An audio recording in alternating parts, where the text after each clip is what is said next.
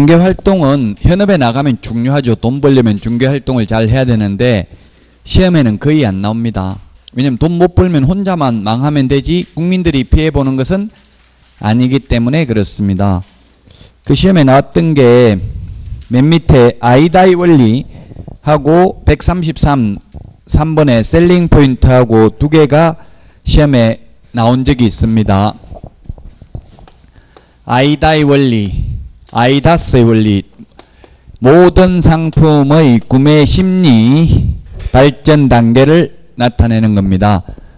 어텐션, 주의, 주목을 하고 물건을 사려면 그 다음에 흥미를 느끼고 이 주목을 끌기 위해서 그래서 우리 뭐 이마트 같은 데 가면은 시식 코너가 있고 백화점에 가면 마네킹이 옷 입고 이런 게 다 주의를 끌기 위한 거죠. 그 다음에 인트레스트, 흥미를 느끼고 그 다음에 디자이어, 사고 싶은 욕망, 욕구, 욕망을 느끼고 액션, 행동, 구매를 하게 되는데 클로징, 계약 체결 시도하는 것을 클로징이라고 하는데 클로징, 마무리 짓는 것. 클로징 시도는 욕망이나 행동 단계에 하는 게 바람직하다고 되어 있습니다. 근데 고객들이, 손님들이 나 지금 사고 싶은 욕망 느껴 미칠 것 같아요. 이런 말 해줘요, 안 해줘요? 안 해주니까 동물적 감각만 보고 느껴야 되니까 이게 굉장히 어려워요. 실제로는. 가장 중요한 게 사실은 현업에 가면 조정하고 협상하고 그 다음에 이거 사고 싶은 이런 셀링 포인트를 활용해서 욕망을 유도하고 이런 게 중요한데 그는 이론적으로 되는 게 아니고 이제 실습을 내가 이 적성에 맞는지는 합격하고 나서 테스트를 해봐야 돼요. 바로 개업하지 말고 그래서 가급적이면 젊은 분들은 취직을 해보고 개업을 하는 게 바람직합니다.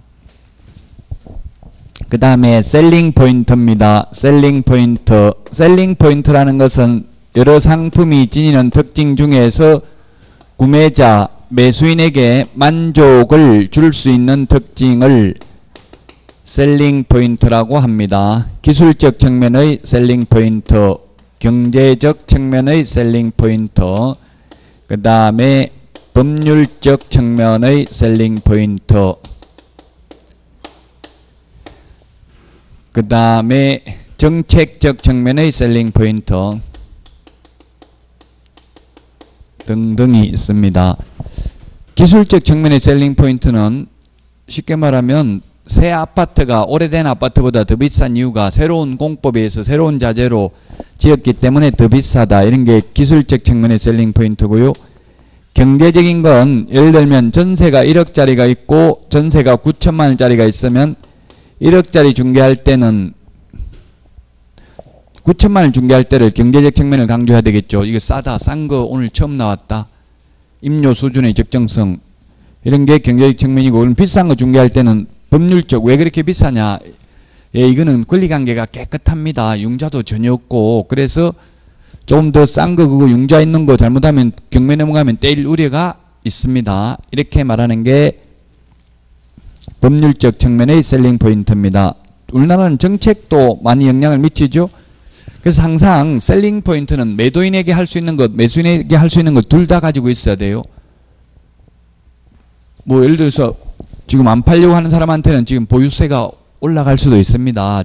정부에서 뭐 이런 식으로 보유세에 올라가면 나중에 팔기 힘들 수도 있습니다. 그래서 지금 손님 나타났을 때 빨리 파는 게 좋습니다. 이를테면 뭐 이렇게 말하는 게 정책적 측면의 셀링 포인트가 되겠습니다.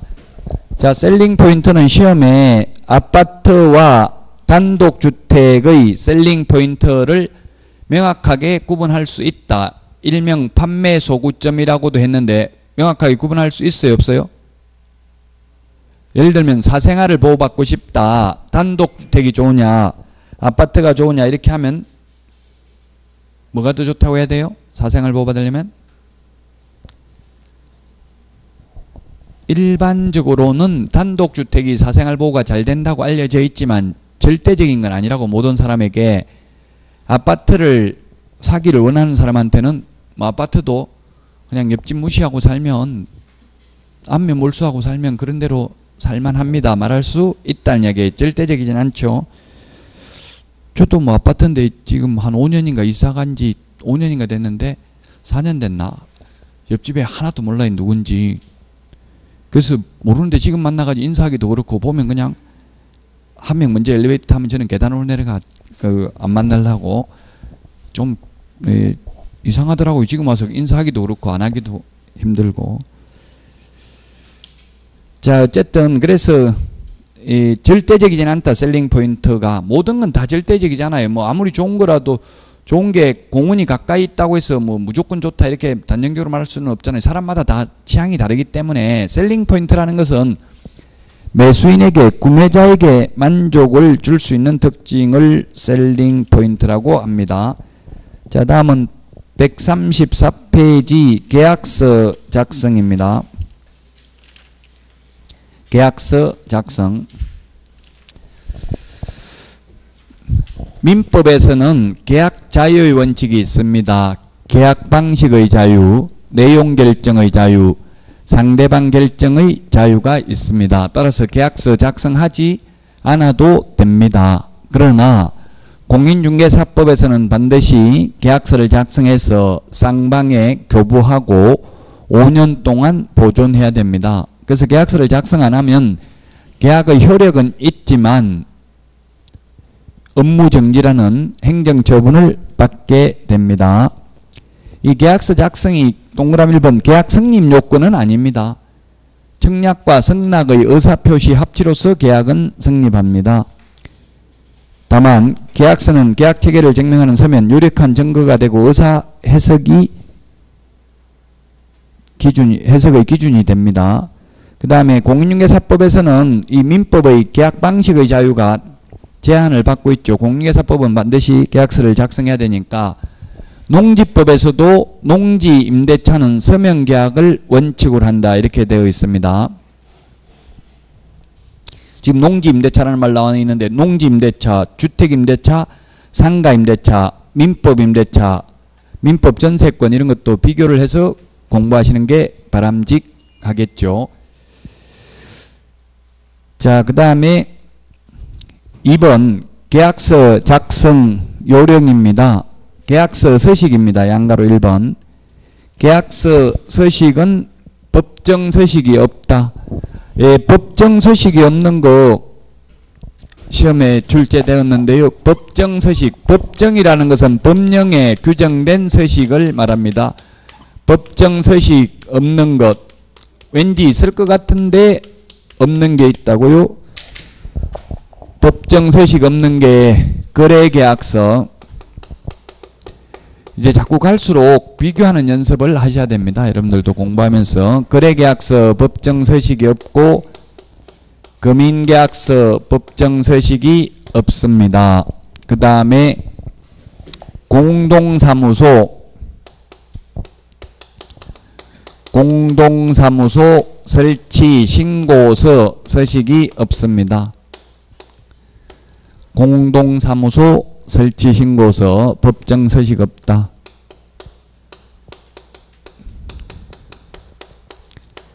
중개 보수 영수증도 법정 서식이 없습니다.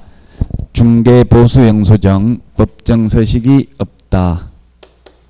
그 다음에 부동산 거래 신고 등에 관한 법률에서 정정신청서, 해제신고서와 변경신고서는 법정 서식이 있는데 반해서 정정신청서는 따로 서식이 없습니다. 정정사항을 신고 필정에다가 고쳐서 제출을 하면 됩니다. 따라서 정정신청은 법정 서식이 없기 때문에 전자문서는 안 되고 방문신고만 가능합니다. 자, 법정 서식 없다는 거 시험에 출제됐습니다. 계약서 법정 서식이 없다. 법정 서식이 없기 때문에 국토교통부 장관이 표준이 되는 서식을 정하여 그 사용을 권장할 수 있습니다. 권장사항이기 때문에 권장사항을 따르지 않더라도 처벌 규정은 없습니다. 실제 현재는 권장하는 계약서도 없습니다. 양가로 2번 계약서 작성 요령인데 계약서는 명확하게 다툼의 여지가 없도록 적는 게 좋고요. 그 다음에 2번 문자는 한글이나 한자로 적는 게 좋다. 아라비아 숫자나 그 다음에 로마 숫자는 바람직하지 않다. 저도 어릴 때 부동산에 대해서 관심을 가진 게 친구 집에 갔는데 복덕방에 갔는데 할아버지가 연세 많이 드신 분이 막 이렇게 금액 뭔지는 모르겠지만 그때 이런 식으로 한자로 적는 거 보고 너무 멋있다. 저거 나도 배워야 되겠다 이런 생각을 했었어요. 그때는 막 한자로 금액 다 적었잖아요. 먹지 같은 거 대고 적었거든요. 요즘은 컴퓨터로 다 출력하지만 요즘도 컴퓨터 출력할 때 그 한자로 변한 다 프로그램에서 한자 적으면 한자로 다 나와요. 그 금액 적는 게. 그래서 한자나 한글로 적어야지 그냥 아라비아 숫자로 1000만원 이렇게 적어버리면 이게 뭐 사로 바꿀 수도 있고 위변조 가능하잖아요. 그래서 한글로 적어도 1000만원이라고 적는 게 아니라 1000만원 이렇게 해야 되겠죠. 그냥 1000만원 하면 앞에 구자 붙여버리면 9000만원이 되니까 1000만원 하고 뒤에다가 아라비아 숫자를 병기하는 건 상관없습니다. 병기를 하더라도 더 이상 은행 같은 데도 보면 뭐 더 이상 못 글자 동그라미 못 적도록 해놨죠. 앞뒤에다 이런 걸 앞에 이런 걸 하는 이유가 더 숫자 못 적게 하는 거예요. 은행의 수표 같은 데도 다 돼 있는 이유가 위변조되지 않도록 한글이나 한자를 적는 게 좋고 아라비아 숫자나 로마 숫자를 적지 않는 게 좋습니다. 이런 거는 지금 하고 있는 말은 법조문에는 없어요. 이런 말이 그냥 상식적으로 이렇게 해야 된다는 얘기. 분쟁이 생길 수 있으니까 동그라미 3번 정정시 주말 후 몇 자 정정을 표시하고 날인하고 추가시에도 동일하며 계약서 2장 이상일 시 간인을 하는 게 좋다. 이게 또 법에 있는 거 아니고요. 간인이라는 건 뭐예요? 반 접어가지고 연결된 문서라는 걸 나타내기 위해서 간인 찍는 게 좋죠. 왜냐하면 계약서는 총 3페이지로 구성되어 있다. 이런 것도 적는 게 좋아요. 만약에 여러 페이지인데 2페이지인데 한 페이지 버리고 없다 해버리면 나중에 입증하기 어렵잖아요. 그래서 계약서는 총 몇 페이지로 구성되어 있다 이런 말을 적어놔야 돼. 원래대로 하면 여러 페이지면. 근데 현업에서는 지금 계약서가 여러 페이지가 아니고 그냥 한 장으로 적고 있어요. 그래서 뭐 굳이 그럴 길 안 적어도 되지만 여러 페이지면 계약서는 총 몇 페이지로 구성되어 있다. 본문은 뭐 몇 페이지부터 몇 페이지까지 이런 걸 적어놔야 돼요. 아니면 중간에 버리고 계약서 이 내용은 없다 할 수도 있으니까요. 그래서 간인도 찍는 게 좋고 주말이라는 말 붉을 주자잖아요. 붉은 줄을 끊는다 이 말인데 요즘은 옛날에는 뭐 이게 붉은 줄을 치고 여기에다가 뭐 글자 고치고 그 다음에 몇 글자 정정하고 매수인 매도인 개업공개사 도장 찍고 이렇게 하면 된다는 이야기예요. 근데 현실적으로는 지금은 컴퓨터를 다시 출력하죠. 저도 이거 실무 배우면서 엄청나게 요구 얻어먹었어요. 그냥 프로그램에서 아무 생각 없이 그냥 프린터 출력을 미리 해가지고 보려고 보니까 공동중개라고 개업공개사 2명이 입력해버리니까 넉 장이 출력되는 거예요. 지금 계약서 확인설명서 넉 장씩 출력되면 엄청나게 몇십 페이지 되죠. 그 제가 사장한테 엄청나게 요구 얻어먹었어요. 제 친구한테 너 종이값 네가 내라 이러면서 맨날 종이만 다 쓰고 있다고.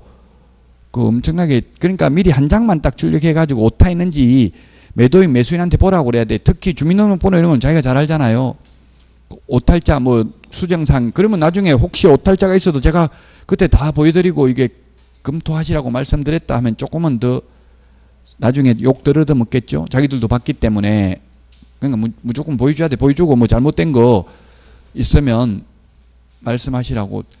원래 검사들도 수사하고 나면 맨 마지막에 사인하라고 하거든요. 그때 다 검토 몇 시간씩 검토하더라고. 저는 군대에서 사인하라고 하는데 읽어보려니까 읽기는 멀건 네가 아까 다 이야기한 건데 그냥 빨리 도장 찍어 해서 지장 읽어보도 못하고 찍은 적도 있었어요. 군대에서.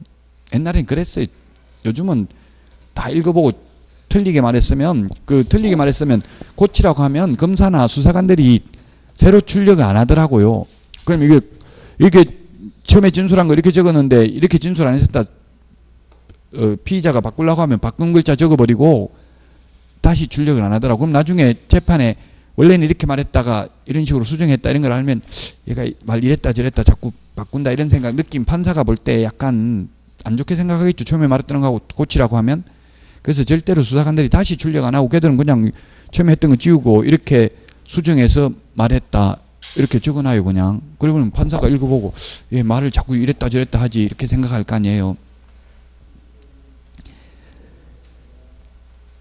오히려 확실한 증거가 있는데도 안 했다고 우기면 그게 구속 사유가 돼요. 그 확실한 증거 있는 거는 차라리 했다고 시인하는 게 낫고요. 증거 없는 거는 무조건 안 했다고 해야 되겠죠. 명백한 증거 없으면. 혹시 여러분들이 잡혀가더라도 그 잡혀가면 가장 중요한 게 누구한테 그 수사관한테 담당 수사관한테 조사받을 때가 가장 중요해요. 이미 다 끝나고 나면 그때는 번복하기 힘들어요. 마찬가지 중개실무상도 사고 나고 나서 계약서 쓰고 나서 연락해봐야 저한테 말해봐야 소용없어요. 미리 계약서 쓰기 전에 사고 나기 전에 이야기를 해야 고치를 해줄 수 있겠죠. 보통 그런데 보면 사고 나고 나서 업무정지 당했는데 어떻게 하면 되냐. 당하는 수밖에 없어요. 그 뭐 거기서 이제 이미 업무정지 처분됐는데 그 행정소송 해봐야 엄청나게 피곤하다고요. 동그라미 4번 인지 첨부는 계약 효력 요건은 아니다. 우리 우표처럼 인지를 붙이잖아요. 등기할 때 인지세 내면 우표처럼 주죠. 그리고 24시간 이내에 계약을 깰 때는 시험에 2번 출제됐어요. 계약금을 떼이지 않고 돌려받을 수 있다고 의뢰인한테 설명했다. 그런 말 없죠. 대법원 공보관이 대법원 공보판사가 나와가지고 그런 말 없다는 걸 텔레비전에서 말하더라고요. 24시간 안에 계약을 깰 경우에는 계약금을 떼이지 않고 돌려받을 수 있다. X입니다. 그런 말 없어요. 계약금 받았다 하면 안 돌려줘도 돼요. 원칙적으로는. 그 중개업소에 있다 보면 그런 말 하는 사람 많아요. 금방 계약해가지고 금방 한 1시간 있다 와가지고 계약 깨자. 돈 돌려달라 이렇게 한다고 지금 24시간 안에 깼으니까 돌려줘야 된다. 이렇게 하는 경우 있어요. 그런 말 없습니다. 계약서 기재사항입니다.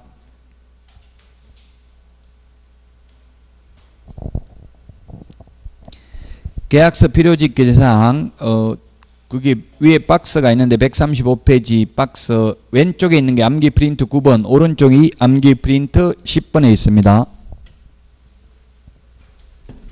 9번이 왼쪽에 있는 게 암기 프린트 9번 공인중개사법상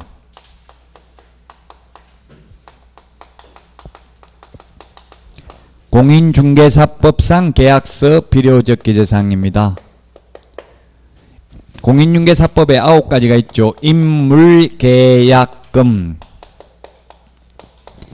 인권조교,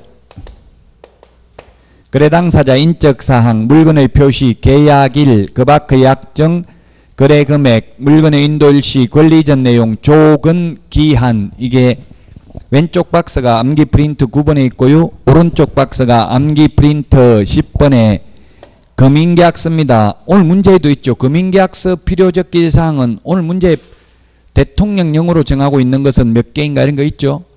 이게 시험에 이 문제가 그대로 나온 건 아닌데 금인계약서의 필요적 기재사항에 대해서는 공인중개사 법령에 규정을 두고 있다. X로 출제됐어요. 그래서 그 유사한 문제를 내놓은 거예요. 부동산 등기 특별조치법에 있다고요.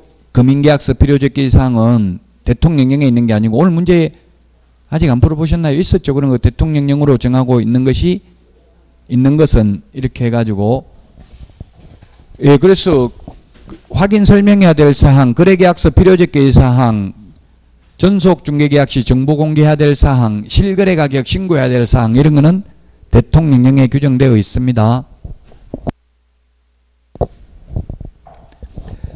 금인계약서는 부동산 등기 특별조치법입니다. 줄여서 그냥 부특법이라고 하겠습니다. 부동산 등기 특별조치법상 금인계약서 필요적 기재사항 당, 모가지, 개, 대가리, 중이 조한다. 당사자, 목적 부동산, 계약연월일, 대금 지급관계, 개업공개사가 있을 경우 개업공개사가 있을 경우에는 개업공개사도 반드시 기재는 되어야 합니다. 그러나 개업공개사가 금인을 신청해 줄 의무는 없습니다. 금인 신청은 해야 할 의무는 없다고요. 조건 기한이 있을 경우 조건 기한. 자, 그 표 밑에 그래서 참고 표시 금인계약서 필요적 기재사항은 공인중개사 법령에 있는 게 아니라 어디에 있다고요? 부동산 등기 특별조치법에서 규정하고 있다. 이게 시험에 출제되었다. 자, 그러면 4번 계약서 필요적 기재사항 1번 거래당사자 인적사항인데 인적사항은 매수인인 경우는 신분증 보면 되고요. 매도인인 경우에는 신분증, 등기사항 증명서, 등기필 정보 최소한 3개는 확인해야 되죠. 매도인이 더 중요합니다. 왜냐하면 남은 물건 팔아먹고 돈 받아가 버릴 수도 있기 때문에. 그 다음에 물건의 표시. 그래서 물건의 표시하고 인적사항, 인적사항에도 주소를 적고요. 물건의 표시에도 주소를 적어요. 그 집 팔라고 하면 물건의 표시에는 소재지, 번지수까지 적고요. 또 인적사항에는 맨 밑에 매도인, 매수인 주소 인적사항 적잖아요. 그때는 도로명 주소 적는다고요. 그래서 아파트 팔려고 계약서 쓰면 도로명 주소, 집원 주소 둘 다 적는다고요. 대상 물건의 표시에는 집원을 적고 그 다음에 인적사항에는 도로명 주소를 적는다. 그 다음에 물건의 인도 일시, 물건의 인도 일시 잔금 치를 날인데 이게 실제 중개사고가 많이 나더라고요. 30일 오전 11시 잔금 시각을 이렇게 정했으면 이거 30일하고 31일하고 이거 헷갈리죠, 발음이? 그래서 301 뭐 30날 뭐 이렇게는 하는데 301 이런 식으로 하더라고요. 말로만 하지 말고 이런 거는 이런 날이 그냥 잔금 치른 날짜면 반드시 최소한 열흘 전에는 카카오톡으로 30일 오전 10시 잔금 시각은 알고 계시죠? 이삿짐 차는 어느 회사로 구하셨나요? 이렇게 물음표를 해가지고 답을 하게 만들라고 유도해가지고 그러면 뭐 무슨 뭐 빠른 이삿짐 센터에 했습니다. 이러면 그거는 이제 문자 봤다는 이야기잖아요. 문자만 보고 나는 문자 안 봤다 이렇게 안 읽었다 이렇게 해버리면 입증하기 힘들잖아요. 카카오톡 이런 거는 읽었는지 안 읽었는지 나오지만 그래서 카카오톡 이런 걸로 하는 게 더 바람직하기는 해요. 그 막대기가 없어지면 읽은 거잖아요. 그 답변을 왜냐면 이게 제가 아는 사람도 30일 임차인은 30일이라고 듣고 30일 날 이사를 갔어요. 이사 가가지고 가니까 거기 살고 있는 사람은 이사하려고 생각을 하는 거예요. 내일이라고 자기는 들었다는 거예요. 그럼 하루 상간에 이게 골치가 아프잖아요. 그럼 이삿짐 차 이삿짐 센터에 보관하고 그 내일 당장은 또 되지도 않아요. 왜냐하면 그 이삿짐 센터에서 내일은 다른 이사가 잡혀져 있다 이러는 거예요. 그리고 한 일주일 후에 이사를 했어요. 그럼 비용이 한 70만 원 더 달라 하고 또 일주일 동안 여관에서 자고 이렇게 했으면 그 비용 누가 부담하는지 문제가 될 수 있죠. 그 개업공개사가 중개보수 한 푼도 못 받았어요. 저한테 어떻게 하면 되냐 묻길래 물론 뭐 손해배상 청구하고 이런 건 소송할 수는 있지만 가장 현실적으로 중개보수 줘야 되는데 중개보수 안 주면 되겠죠. 일단 손해배상 받아야 되니까 뭐 중개보수 주고 나서 받는 것보다 아예 안 줘버리면 되잖아요. 안 주고 중개보수 달라고 소송하면 손해 생겼다 이렇게 하면은 오히려 개업공개사가 손해배상 책임까지 있어요. 그 중개보수 한 푼도 못 받았어요. 개업공개사는 이거 중개해주고 서로 책임 회피하는 거에 나는 30일이라고 분명히 말했다 뭐 이런 식으로 하고 또 그 살고 있는 세입자 나 못 들었 31일로 들었다 이런 식으로 하니까 명확하게 문서로 계약서에는 적혀져 있다 하더라도 그 한 번 더 확인을 해야 돼. 이사하기 전에 최소한 열흘 전에는 이사 준비 잘 하고 계시죠? 이렇게 전화도 하지만 그 문자로 해야 전화도 녹음해 놓으면 되기는 한데 문자로 또는 카카오톡으로 주고받는 게 좋아요. 이게 인도일시는 11시가 잔금 시각이면 11시에 짐 다 빼고 이제 돈 받는 시각이죠. 동시행해야 되잖아요. 근데 또 처음 이사해 보는 분은 11시가 잔금 시각이라고 하니까 11시에 이삿짐 차 불러놓는 경우도 있어요. 그러니까 미리 저도 이사 많이 했는데 새벽부터 거의 아침 7시 되면 거의 이삿짐 차 와서 준비하죠. 7시부터 해야 한 11시 되면 짐 다 뺀다고요. 136페이지 4번 권리 이전 내용입니다. 권리 이전 내용은 뭐 크게 문제될 건 없는데 제가 중개를 해보니까 이제 대출을 선계받느냐 말소하고 건대당 말소하고 새로 등기를 하는 대출 받느냐 이 말이 이게 중요한데 여러분이 매수측 개업공개사라면 어떻게 해야 되겠어요? 가급적이면 대출 다 갚아버리고 새로 대출 받는 게 좋겠죠. 매수측 개업공개사라면 그렇게 매수인한테 개업공개사가 자꾸 요구하면은 개업공개사는 중립을 지키고 있어야 되지 개업공개사가 나서면 안 돼요. 어제도 막 MC 앵커들 보고 뭐 중립 지키라 막 하고 이렇게 하던데 어쨌든 그 사회 보는 거하고 마찬가지예요. 이게 개업공개사는 중립적인 위치를 지켜야 되고, 그럼 직접 매도인한테 이야기하면 기분 나쁘게 생각해요. 나중에 중개보수 받기 힘들어요. 그러니까 어떻게 해야 돼? 매수인한테 말하라고. 대출은 나 아는 은행이 있으니까 내가 받겠다. 다 갚는 걸 조건을 하겠다. 이렇게. 왜냐하면 그래야 매수측 개업공개사는 대출 소개하면 또 0.3% 커미션 받거든요. 저는 20억짜리 중개하는데 대출이 15억 돼 있어요. 그러니까 매도인은 대출 지금 7년짜리 대출을 했다 하더라고. 지금 갚으려고 하니까 중도 상한 수수료가 2천만 원 넘게 나오는 거예요. 그것 때문에 계약 깨진다고. 이게 협상이 가장 어려운 게 협상이라고 했잖아요. 현업에서.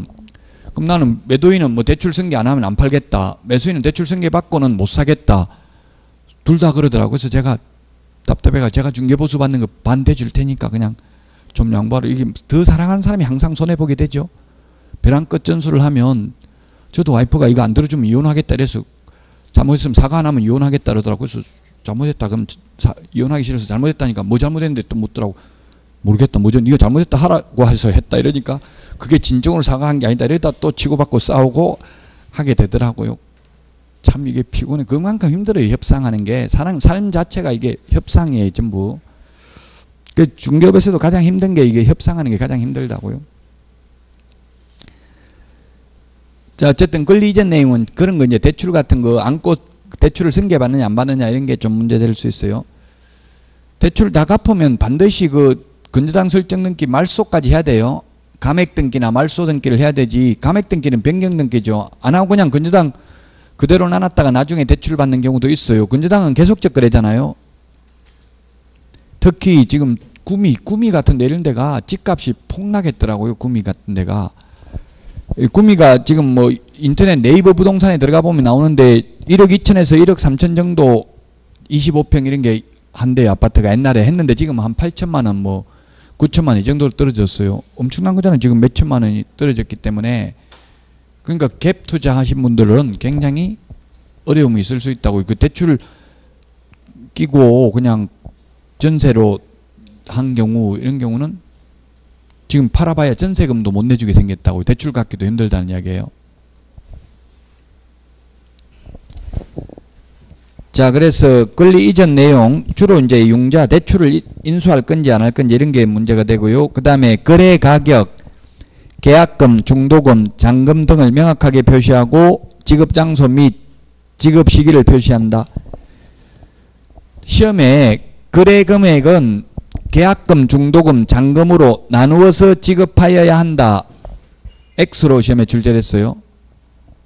반드시 나누어서 지급할 필요는 없죠. 일시불로 지급해도 되죠. 계약금, 중도금, 잔금은. 근데 개업공개사 입장에서는 보면 계약이 깨지면 중개보수 받기가 힘들어요. 계약이 해제되면. 계약 깨져가지고 지금 계약금까지 떼 있는데 너까지 중개보수까지 달라 하냐 이런 식이에요. 현실은. 그래서 계약이 안 깨져야 중개보수를 받기가 쉬우니까 가급적이면 현업에서는 중도금을 지급하도록 하는 게 좋아요. 계약금만 그런 상태에서는 계약 깰 수 있잖아요. 중도금을 지급하면 계약을 깰 수가 없죠. 원칙적으로 합의가 안 되면. 그래서 중도 귀찮다고 하면 그러면 지금 1,000만 원 계약금 받은 거에서 이거 500만 원은 계약금으로 하고 500만 원 중도금 하기로 하겠습니다. 이렇게 계약서에 적어버리면 돼요. 꼭 중도금을 따로 지급하기 싫으면. 근데 보통 통상적으로 현업에서 계약금, 중도금은 통장에 입금시킵니다. 잔금은 통장에 입금을 안 시켜요. 거래 간행이. 왜냐하면 잔금은 동시행을 해야 되잖아요. 예를 들면 세입자 살고 있고 새로운 세입자 들어오고 하면 그 전세금, 임대차 보증금 내줘야 되잖아요. 내줘야 되는데 은행에 입금시켜놓으면 또 찾아러 가야 되고 또 수표 입금시켜놓으면 당일날 찾지도 못하고 이럴 수도 있잖아요. 그래서 보통 잔금 치를 때는 현금으로 돈을 쪼개서 가지고 오세요 이러더라고요. 그래서 제가 5만 원짜리 반로 잘라서 가야 됩니까? 그러니까 그런 뜻이 아니고 그냥 수표로 한 장 1억 가져오면 안 되고 현금도 좀 가져와야 된다는 이야기예요. 몇백만 원. 그래야 중개보수도 현금으로 받아야 될 거 아니에요. 그거 뭐 관리비를 정산한다든지 장기수선 충당금 내줘야 된다든지 예를 들어서 이런 것들이 있으니까 현금도 좀 가져오라고 해야 돼. 또 안 그러면 그냥 한 장으로 수표로 뭐 1억 1,750만 원 이렇게 끊어와 버리면 그래 놓고 중개보수 달라고 하면 잔돈 내달라 이러면 어떻게 할 거예요. 1억짜리 수표 주고. 거의 불가능하잖아요. 자, 그 다음에 계약금인데 계약금은 정약금, 위약금, 해약금이 성질을 갖는다. 통상 10%가 계약금이다. 관행이. 뭐 5% 지급하면 계약 성립 안 한다. 이런 건 없죠. 관행이 법에는 없고요. 그리고 당사자 사이 약정이 없으면 해약금으로 추정한다.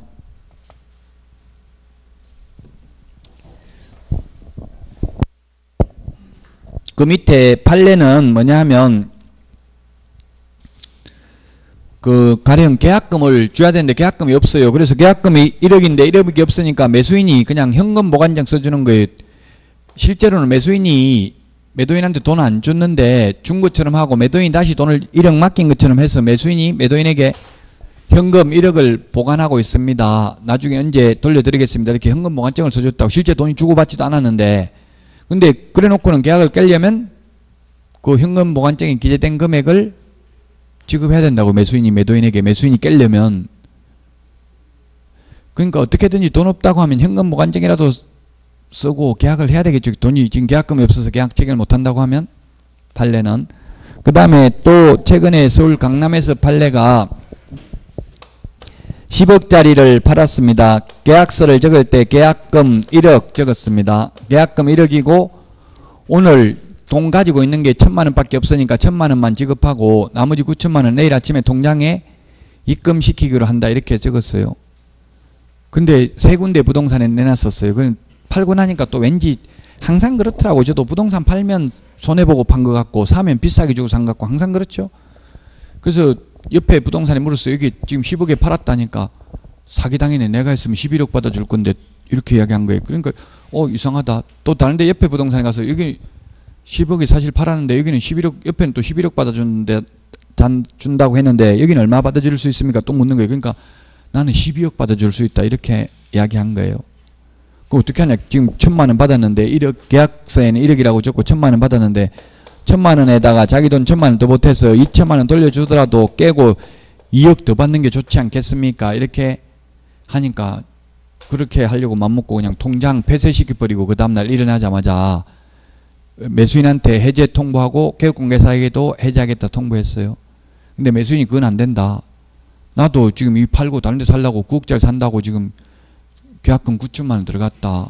그 1억 그래서 얼마를 달라고 했냐면 내가 준 돈 1억 하고 1,000만 원 하고 해약금 1억 하고 1억 1,000만 원 달라고 소송 제기했어요.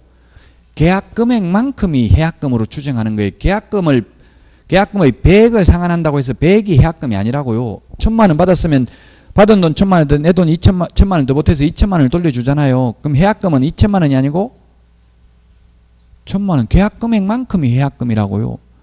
그러니까 해약금 1억 내가 준 돈 1,000만 원 해서 1억 1,000만 원 돌려달라고 소송 제기했다고. 근데 판례는 8,700만 원 정도가 돌려주라고 했어요. 그래서 결론은 계약서에 기재된 금액만큼이 해약금이라는 이야기예요. 단 소송비, 변호사비만 빼준 거예요. 계약서에 1억이라고 적었으면 지금 돈 1,000만 원밖에 안 줬다 하더라도 실제로 1억 다 준 거나 마찬가지라는 이야기죠. 해약금은 원칙적으로 1억을 돌려줘야 된다고요.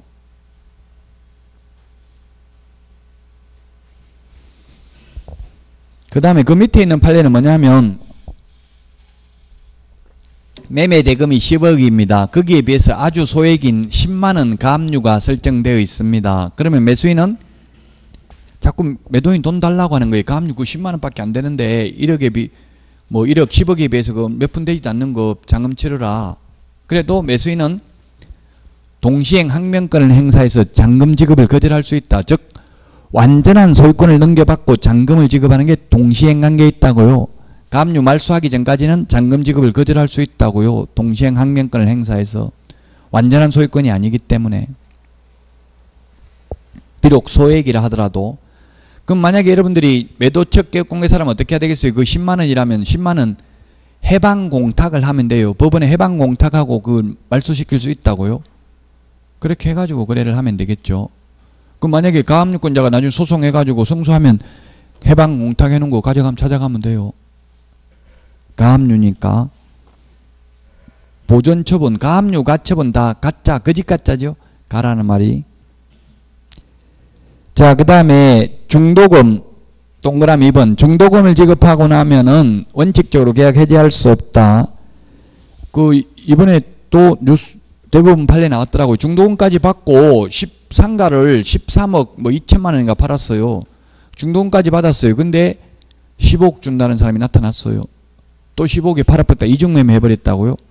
그래가지고 이중매매 문주 15억 준다는 사람한테 소유권 이전 등기 해버리면 그 사람 취득하는 거죠. 10억 낸 사람이 소유권 이전 등기까지 해줘버렸어요. 그래 놓고 내가 계약금 중도금 받은 거 돌려주겠다 이렇게 이야기한 거예요. 근데 배임죄로 징역 2년 선고받았어요. 매도인. 배임죄, 임무를 배반했다. 배임죄. 팔았으면 당연히 명의를 넘겨줘야 되는데 또 그걸 갖다가 다른 데 팔아먹었으니까 배임죄로 2년 선고받고 또 사기죄로 4년 해가지고 도합 6년 선고받았어요. 사기는 뭐가 사기냐면 이 사람이 은행에 허위 매출 전표를 부풀려가지고 대출을 엄청나게 많이 받았더라고요.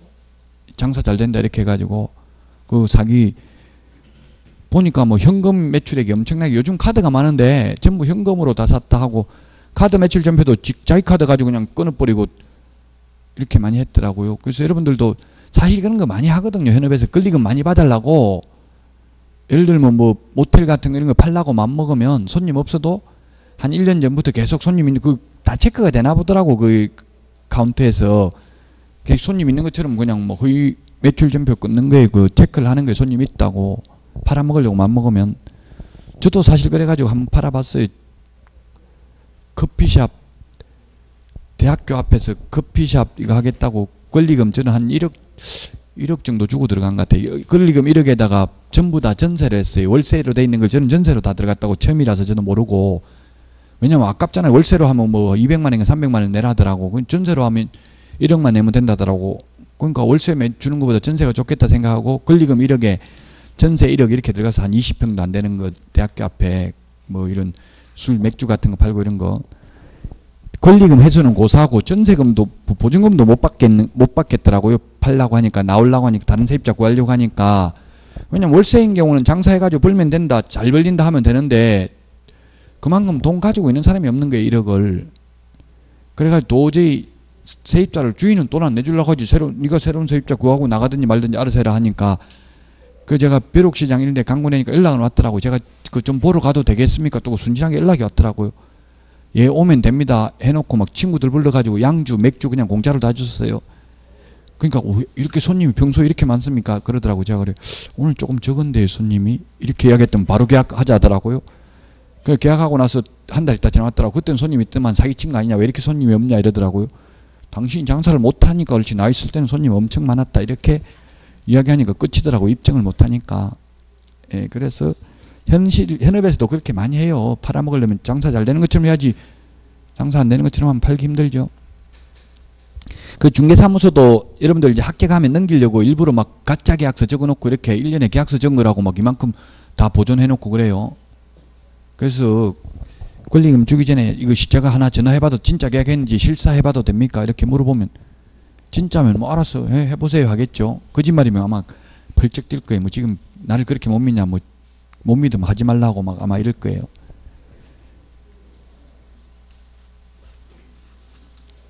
자, 그 다음에 137페이지 그 메뉴의 박스에 이거는 인감증명 유효기간이 3개월입니다. 부동산 매도용 인감증명서만 인감증명법상 인감증명서 유효기간은 없죠.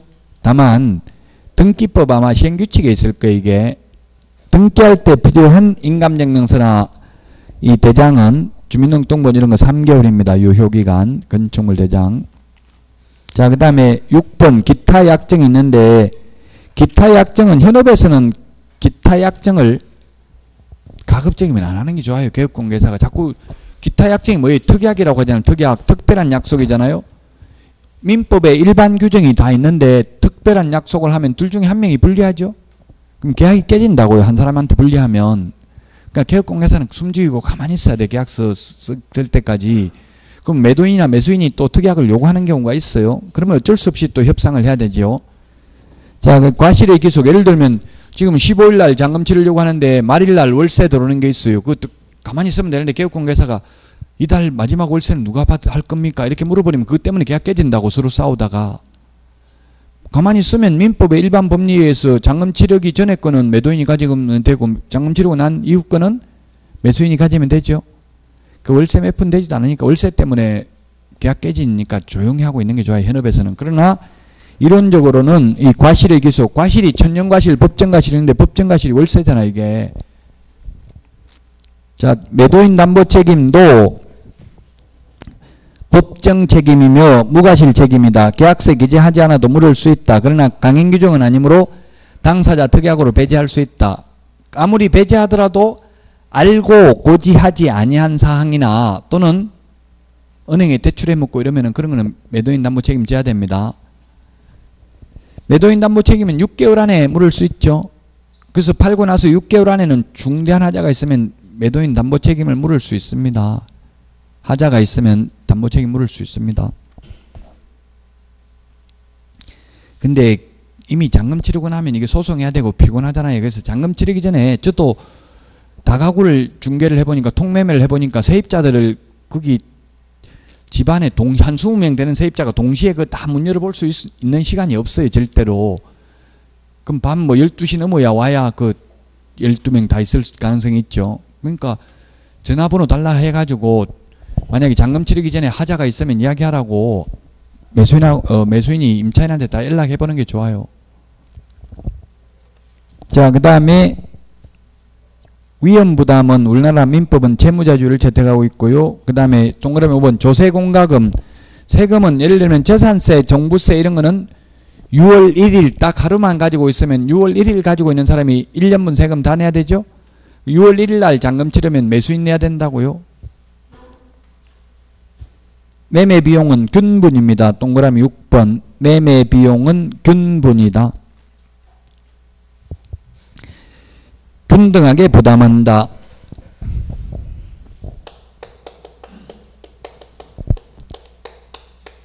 균분이 있고 각각이 있는데 매매 비용 균분이고요. 그 다음에 포상금. 오늘 문제에 보면 포상금 2인 이상이 오면 균분이죠. 2건 이상이 접수되면 챕초로 접수한 사람.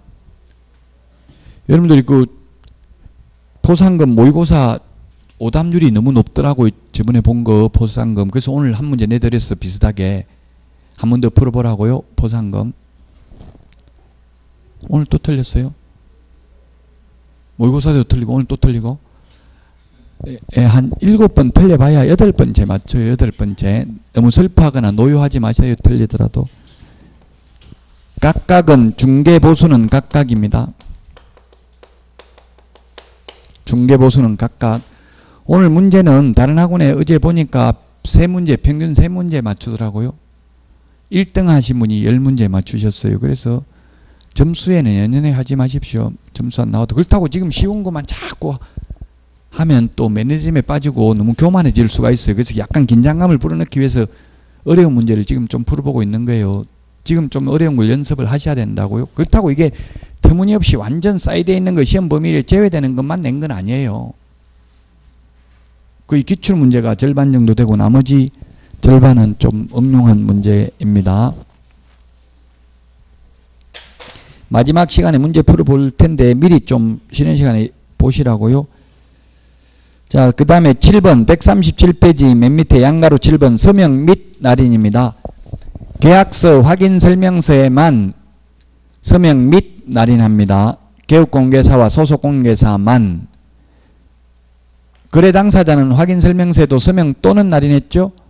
그 외에 전속중개계약서, 부동산 거래 신고서 등에는 개업공인중개사만 서명 또는 날인하고 소속공인중개사는 계약서 확인 설명서 이외에는 서명 또는 날인도 하도록 규정되어 있지 않습니다. 소속공개사는 오직 계약서 확인 설명서에만 개업공개사와 함께 서명 및 날인합니다. 138페이지 5번에 임대차 계약서 기재사항이라고 되어 있는데 따로 임대차 계약서 기재사항이라고는 법에 없습니다. 거래계약서라고 되어 있어요. 거래계약서에는 임대차 계약서, 매매계약서, 교환계약서가 다 포함되죠. 그래서 현업에서 이제 다만 임대차 계약서 같은 경우, 아파트 같은 경우는 장기 수선 충당금이 주인이 부담하죠. 그럼 세입자는 나중에 관리비 낼 때 냈던 거 이사 나갈 때 받아 나갈 수 있죠. 참고로 상식적으로 좀 기억하시면 되겠고요. 그 다음에 상가 같은 경우는 권리금이 좀 문제가 될 수 있는데 권리금은 뭐 주인이 권리금을 내줄 의무는 없죠. 다만 세입자의 경우 권리금 회수 기회를 보장은 해줘야 됩니다.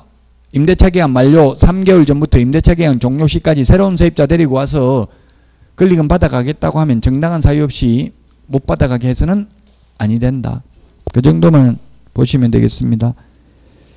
나머지 그 6번 거래계약서 유형별 거래계약서 작성 시 유의사항은 시험에 거의 잘 안 나옵니다. 그래서 참고를 하시고 140페이지 7번 금인계약서부터는 쉬었다가 하도록 하겠습니다.